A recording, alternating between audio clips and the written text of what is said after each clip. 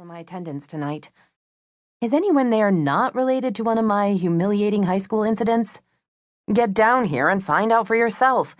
You flew all the way across the country to come to this, and I'm not letting you bail on me now. Cassidy ran her fingers through her damp hair and glanced out of the bedroom door down the hall, where she saw the soft glow of the flat-screen TV reflected in the glass French doors leading to the den. It's sort of fun being at my parents' house.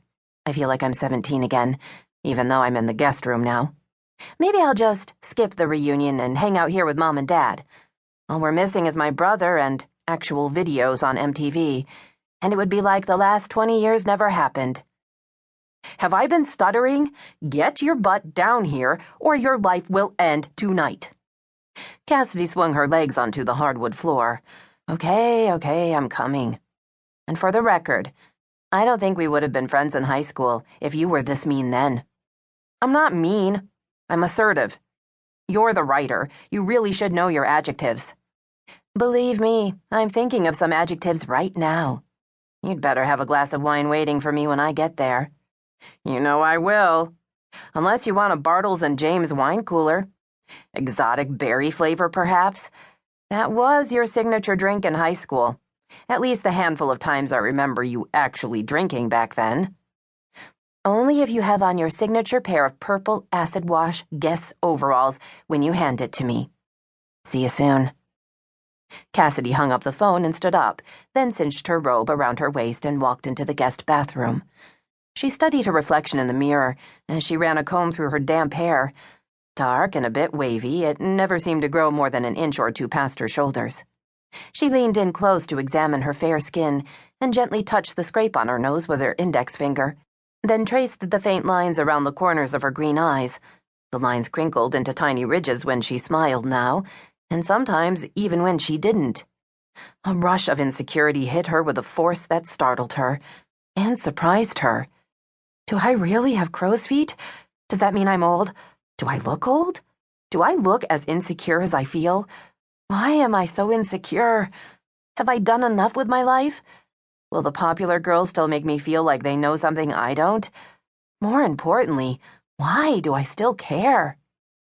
She stared at the mirror for a few moments, then closed her eyes and did her best to push the negative thoughts from her mind.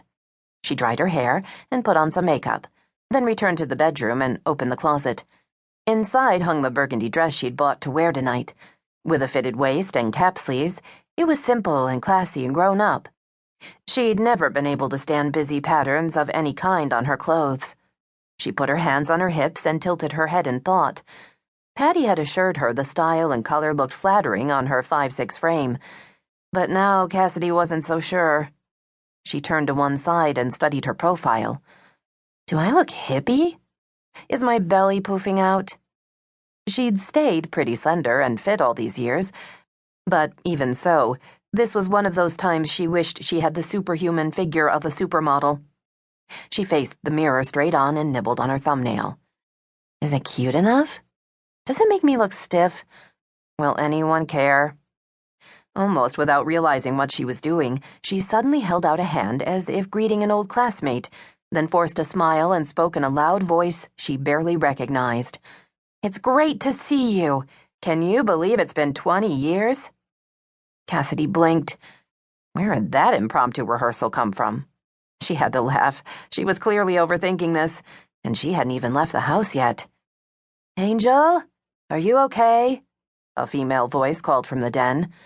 Cassidy hollered back, I'm fine, Mom. Just talking myself into going to this thing. It'll be easier once you have some wine in you. Trust me. Cassidy chuckled. Thanks, Mom. You're always a fountain of practical advice. She gazed back at her reflection. The nervous figure in the mirror looked nothing like the happy, confident, independent woman Cassidy was used to greeting every morning. She frowned at herself. Just yesterday you were fine. Yesterday. Cassidy Lane had 5 published novels under her belt, one of which had recently become a bestseller. After years of struggle, she finally had a steadily growing fan base that allowed her to write full-time.